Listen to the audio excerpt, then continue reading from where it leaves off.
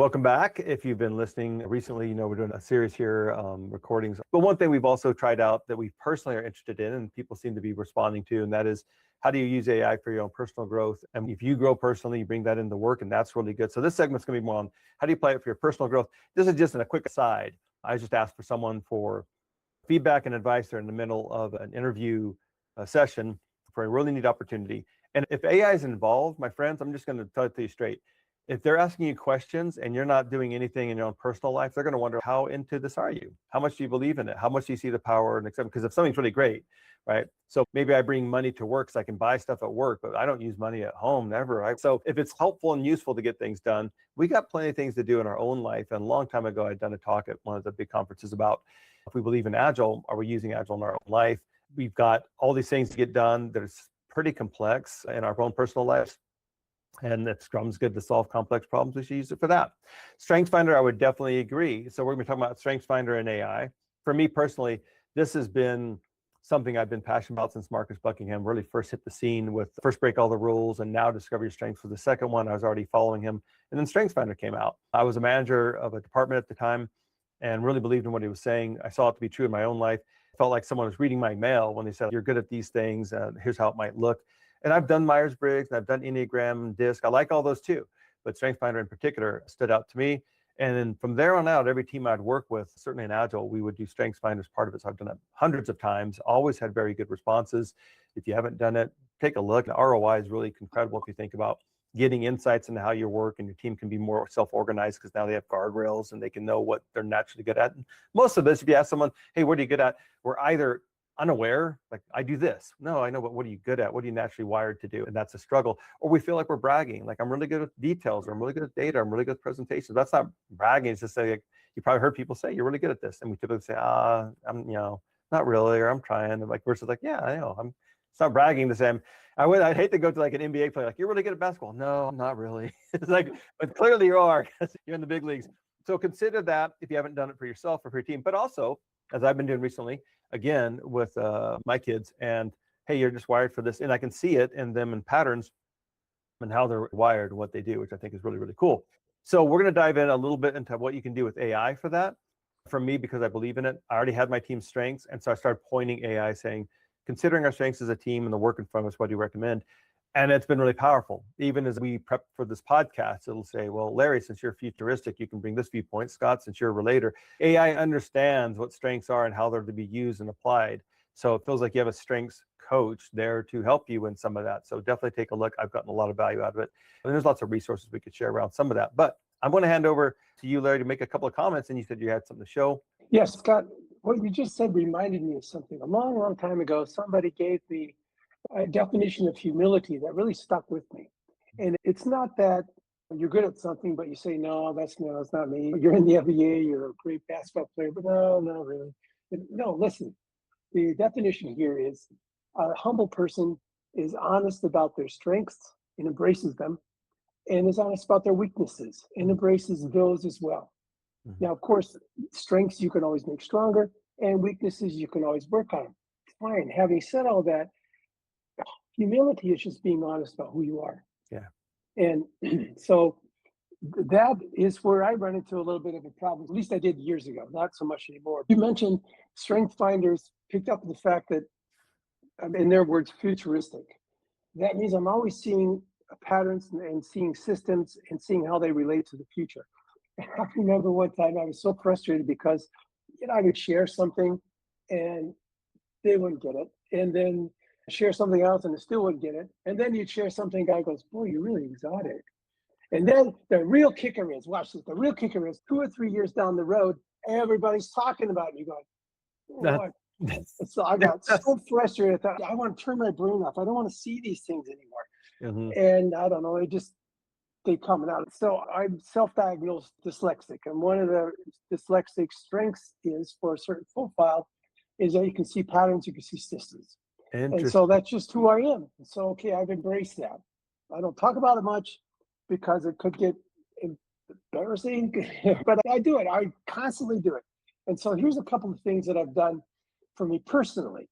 And first of all, I have to say, I wanted to take Simon Sinek's Find Your Why. That's one of the things that I've tried to do because I thought strategically that is really going to help me know what to say yes to and what to say no to. Now, if you read his books on Find Mhm. Your Why, all that makes perfect sense. And I really wanted to, as I retire, don't want to commit myself to things that really aren't in line with my why. But I have to, first of all, find out what that why is. And for the life of me, I couldn't find anybody that would walk me through the exercise. And I did it myself. And then you said in the book, by the way, I've never seen anyone be successful at walking themselves through this. I thought, okay, what's the best option here? So I had, at the time, ChatGPT walked me through it, and it was actually really good. It dug deep into my motives for various things. And so I wrote an essay on why I did this and why I did that and why I found this and that important and not important. And then we narrowed down and we were able to identify my why statement. And that was meaningful to me. Yes, it's always better to do the why exercise with the person, but if you really can't find someone, Yeah. I would say this is a strategic move. You have to know this, or at least I had to know this, in order to know how best to frame my retirement time. So I got like what, 10, 20, maybe 30. My wife says, oh, you got a lot more than that. Maybe, who knows? But I'm in a backstretch as far as my life goes, and I'm happy about that. So I want to make every day count. So that's why I did that. So that's one thing. And then the next thing was, I was thinking about a year ago, August of last year. See, one of the things my why told me, and I knew this already, so I already volunteered for it, but I want to help Scott. I like Rocket 9, worked with Scott in the past. I really like Rocket 9's vision, the whole atmosphere that's built around this company. I Mhm. like it a lot. So I thought, well, how can I help? How can I be really a meaningful assistant here? What can I do to help? And so last year I spent, oh man, a week or so going through this. Now, again, it wouldn't have to be on a particular commercial like thing. It could be for your own personal life. But let me just walk you through this process that I did on the how can I help Scott? Hey, okay. So, what I was thinking of is, and I did some research into this, and agencies or consulting companies and training companies that focused only on agile adoption and Scrum and Kanban, they were not doing well at all. As a matter of fact, across the board a year ago, you could say it was a disaster. And so, what is the next step here? So, I was trying to press in on that. And Mhm. the next step here that I ran into was an Agile Plus. That's, I was thinking, okay, agility is a good foundation for everything that we think of, because I'm a real passionate, iterative product development person, Mhm. value delivery person. Having said that, though, what does it mean now in this post-agile world? And the idea is that it's Agile Plus. Agile Plus what? Well, if you fill in the blank, Agile Plus whatever is out there on the market Mhm. that is needed right now. So it'd be like OKRs, for example. That's an older one. But right now, Agile Plus AI is absolutely important. So this is the strategy that began to emerge out of that conversation with ChatGPT a year ago. And so a year ago, I sat down and tried to figure this out. How can I best spend my retirement time based on my why statement and helping Scott and Rocket 9? And given the fact that agile consulting companies and training companies were doing so poorly, I didn't want to focus on why they're doing so poorly, but what could we do next? Mhm. So what it did was it took a look at Rocket 9's ethos. What's Rocket 9 good at? We help people make decisions they can stand behind ethically, strategically, and humanely with AI as a trusted guide. And I can say that since last August, we really are eating our own dog food. We're using AI for everything. And it's not Yeah. replacing our thinking, but it's augmenting our thinking. AI has become, for me personally, I've been working with AI now for a few years, has just been an extension of my own mind Mhm. as I'm trying to work through sometimes very difficult issues. Like, for example, the whole thing that we talked about earlier. What would happen in the EU if Ukraine were to join with its agricultural prowess, with its power? And then what came out of that was really quite interesting. So, like I said, I'm a little nuts. I can't stop thinking of strategic stuff. And so that was another one I jumped on. But let's stick with Rocket 9 here for a minute. So, building a better organizational culture with AI. This is where Rocket Nine's view can help build a better AI culture for organizations. And so it laid it out here. And then we talked about strategic insight for Rocket Nine. From all that Rocket Nine has done until now, how could that be leveraged in the future? And Yeah. so put that together. So Rocket Nine's post agility, agile plus identity. I don't know if these will actually go to press or anything, but it's a good way of getting there. It's a draft, right? Rocket Nine Solutions helps modern organizations thrive in a post agile era by emerging human-centered coaching with AI-enabled clarity. We equip Scrum Masters, product owners, and leaders with tools to make confident, empathetic, and strategic, sound decisions without losing their humanity or risking their reputation. I thought, wow, that's really quite insightful here.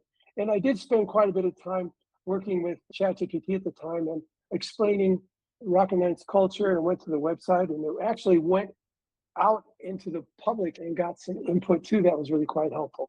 And so AI put this together, then this Venn diagram. See, the Rocket Nine sits in the middle of this human-centric coaching, AI-enabled clarity, and decision empowerment.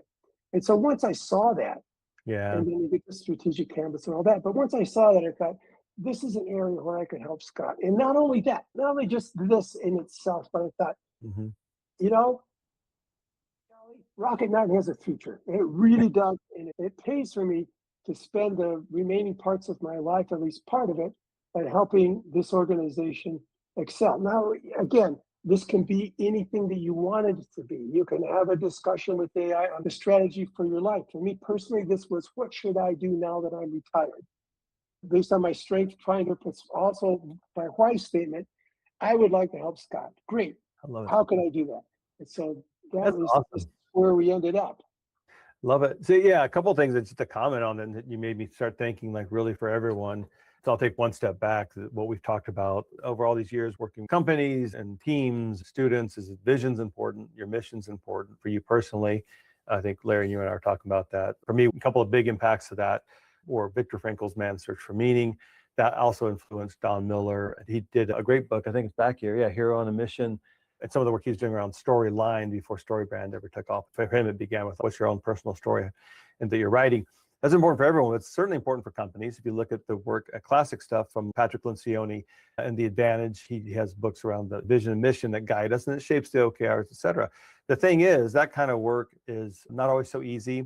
It's important, but not always urgent. But because it seems like it's not easy, or we don't know how, it takes my time, it keeps going to the back burner. And Larry, what you're just showing, which I think is really powerful, is people listening to this could hop off of the podcast and simply say, create a vision statement for X, Y, and Z. Could be for you, for your team, or for your department, for your manager, for your company. And you might say, well, I don't know if it's going to be perfect. But again, I have that biased action. Hey, done is better than good. You have something in your hand now that you can, as a human in the loop, we mentioned last episode, you can still review it and edit it, but at least you got something. I'll take a draft roadmap for your product over having no roadmap for your product. And you're showing how easy it can be. And I think that was a while ago. You look at what it can do now, it's really impressive. And again, the more data you give it on the prompt, point it to your website, upload your StrengthsFinder report, whatever that might be. And those Venn diagrams is kind of like the Ikagi about what are we good at? What can we make money from? What feels missional or important? And yet that Venn diagram knew what those unique things were about us. So for me, when I look at your futuristic strength and your strategic strength, that's a good example of AI as a tool for strategies. Amazing, because it does make sense of all the data and it looks for those patterns in the data. Your mind, Larry, and I have strategic as a strength too, known for seeing patterns where other people just see a lot of information and data and they don't see the themes going across. Well, AI does that incredibly well. And I love that demo. I think you had shown this to me a while ago, but it feels like it's with a fresh pair of eyes now, Larry. That's so impressive because that's something that might be in the back of my mind, but I'm like, well, I got to take care of these other things first. And yet you took however long and generate something that's really clarifying, points us in the same direction, gets all those oars rowing together. And we all want that feeling. We all like to be part of something bigger that's going somewhere significant. I've mentioned before in our leadership class, Google's research found, the top things that teams need that they really thrive with. Psychological safety, number one. The number 4 and 5 were meaning and impact. And when I see you make that drawing, what it's giving you, Larry, it's giving exactly that. Meaning and impact about the work we're doing. So awesome, love it. Look for the show notes. We'll provide additional resources because I think there's quite a bit that we could be adding to that. It could be pieces of what Larry had shown or the prompt that he used to get there. And if you have any questions, reach out to us. You can reach out to hello@Rocket9 Solutions, as well as leave a comment and follow up with that. And by the way, we've been discussing opening up these mobbing sessions like we do inside our company, but just open forum where people can come, not to discuss, but to do the work. So if you have that inner, like some of you, let's be honest, some of you listening right now are like, that kind of quickens something in me, like it gets me a little bit excited, like want to do it. Show up to those sessions that we'll be posting about where you can just join with us as coaches and do it for yourself, right? It's the same thing we do in our classes, like, hey, now you go do it and practice it, and you'll walk away with tangible, real things that apply for you or your team or your company. We're very pragmatic in that sense. If it doesn't change your life at work or at home next week, then we missed something, right? That's what we would want. So I love that, Larry. Let's put that out there. And I'm more motivated than ever. Let's get those open mobbing sessions going, because I'd love for this maybe to be some of the kickoff to say, hey, for those who don't have your own personal mission statement, or you don't have a mission statement, a vision for your team, your department, join in this session. We're going to craft some, and we can work with them alongside, like how to fine tune it, what data to upload and give it, and make it really, really sparkle and be awesome. So thanks so much, Larry, for me. That really gets me jazzed for the day. I love that kind of stuff. We'll have a playlist of AI for your own personal growth. And the better you are, the better you bring that into work for your teams and for your company. You get all the big promotions, all that great stuff that goes along with it. We want to see you at your best. Strengths is definitely part of that, but also the practical stuff for the teams. Check out the classes if you actually join in with others and learn hands-on and start that learning journey as well. Always helpful to join on that. Or if you just want to talk and say like, well, what does this mean for me? Whether that's personal coaching or, hey, we feel like we're stuck as a team. We have Copilot, but we don't move forward. Always reach out. We're happy to give sessions to just talk you through it. Sometimes those sessions are like, you know what, actually, I don't think you need us. Just do this and this and be fine. Or it might be, we recommend a class, or maybe just coaching, and happy to do that as well. So let us know if you'd like to hear more about, leave that in the comments. And of course, if you like and subscribe, that helps bring this to other people that might be helped as well, if this has been helpful or interesting to you. Thanks everyone for listening. Larry, thank you so much for that demo. Everybody, we'll see you in the next episode. Take care, everyone.